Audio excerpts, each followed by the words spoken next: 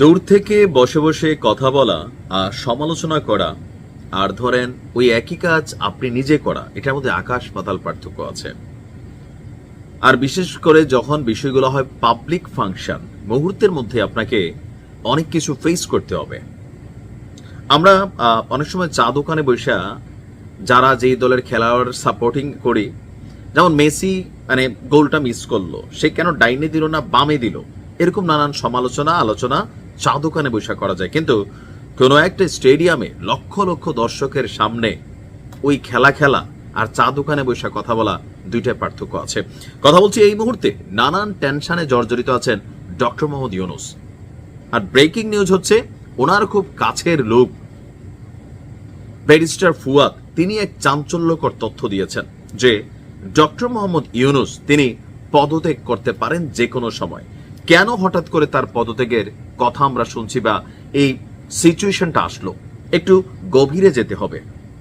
এই মুহূর্তে যেই সিচুয়েশনগুলো তৈরি হয়েছে রাজনৈতিক দলগুলোর কাছ থেকে, বিশেষ করে ক্ষমতাকে কেন্দ্র করে বা নির্বাচনকে কেন্দ্র করে, এখন তিনি কোনোভাবেই এই প্রত্যেকটা রাজনৈতিক দলগুলোকে যদি একটা সিস্টেমে আনতে না পারেন, একটা জায়গায় আইনা মিলাইতে না পারেন, তাহলে আসলেই কিন্তু নির্বাচন সুষ্ঠু হবে না এবং কি একটা কলঙ্ক মাথায় নিয়ে ওনাকে হয়তো মানে ক্ষমতা ছাড়তে হবে। কোনটা? সুষ্ঠু নির্বাচন এই দেশে হয় নাই। তিনি আন্তর্জাতিক গণমাধ্যমকে বলেছেন স্বাধীনতা পরবর্তী ইতিহাসে নতুন এক নির্বাচন তিনি দিবেন।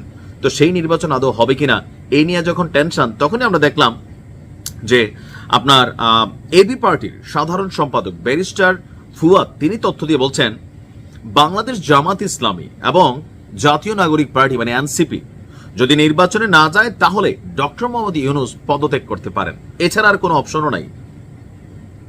জামাত ইসলাম যদি নির্বাচনে না যায়, এনসিপি যদি নির্বাচনে না যায়, বিএনপি নির্বাচনটা কারে নিয়ে করবে? তারা কি ডামি প্রার্থী দিবে? অথবা জাতীয় পার্টি তারা নির্বাচনে এসে কি প্রধান ভূমিকা রাখতে পারবে?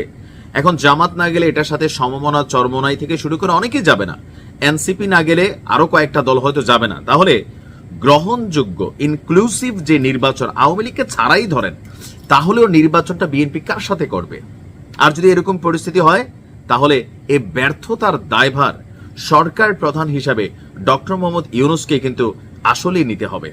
এখন রাজনৈতিক দলগুলোর এই যে অসহযোগিতা, বিচার এবং সংস্কার, এখন ডক্টর মোহাম্মদ ইউনূস তিনি নিজেও তো মালয়েশিয়া গিয়া নির্বাচন নিয়ে আবার একটু লড়চড় বক্তব্য দিয়ে ফেলছেন সিএনএ কে দেওয়া সাক্ষাৎকারে। এর মাঝখানে জামাত এবং এনসিপি ঠিক একই সুরে কথা বলতেছে, আমাদের ওই ক্যালকুলেশনটা বুঝতে কষ্ট হচ্ছে। টকশোতে ব্যারিস্টার ফুয়াদ বলছেন আওয়ামী লীগ যেমন 18 এবং 73 একতরফা নির্বাচন করে নিয়ে গেছে এবং সেটা আনফেয়ারলি করছে, এবারের নির্বাচনও ফেয়ার সুষ্ঠু তবে একতরফা হওয়ার সম্ভাবনা আছে। কারণ বিএনপির ইতিহাসে প্রথমবারের মতন তাকে সিরিয়াসলি প্রতিটি আসনে কমপ্লিট করার মতন কোনো প্রার্থী নেই। সেখানে সব দল যদি একত্রিত হয়ে যায় তারপরেও বিএনপির এগেনস্টে 100 প্রার্থী দেওয়া সিরিয়াসলি কঠিন হবে। এটা হচ্ছে বাস্তবতা, যে বিএনপির বিপরীতে সারা বাংলাদেশে এতগুলো সিটে প্রার্থী কে দিবে? ওই গণঅধিকার পরিষদের ভিপি নূর, এটা জীবনও সম্ভব না। এনসিপির তো 300 প্রার্থী নেই, জামাতের আছে, জাতীয় পার্টিরও নাই। তাহলে 300 আসনে প্রার্থী দিয়া সেখানে এই নির্বাচনটার গ্রহণযোগ্যতা ইন্টারন্যাশনালি আসলেই কমে যাবে। তো ডক্টর মোহাম্মদ ইউনূস যদি সবাইকে মিলাইতে না পারেন, তফসিল ঘোষণার সময় হয়ে আসতেছে ডিসেম্বরে, হাতে গোনা আর 3 থেকে 4 মাস সময় আছে, 3 মাস। এই সময়ের মধ্যে যেভাবে বিভাজন বাড়ছে, প্রত্যেক রাজনৈতিক দলগুলো ছোট হোক বড় হোক একে অন্যকে কটাক্ষ করে বা গুতামাইরা যেভাবে কথা বলতেছে, সেখানে ঐকমত্য হওয়ার কি আসলে কোন রকম সম্ভাবনা আমরা দেখছি না, আসলে দেখছি না।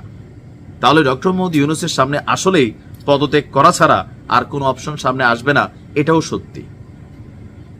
ভালো থাকুন, আসসালামু আলাইকুম।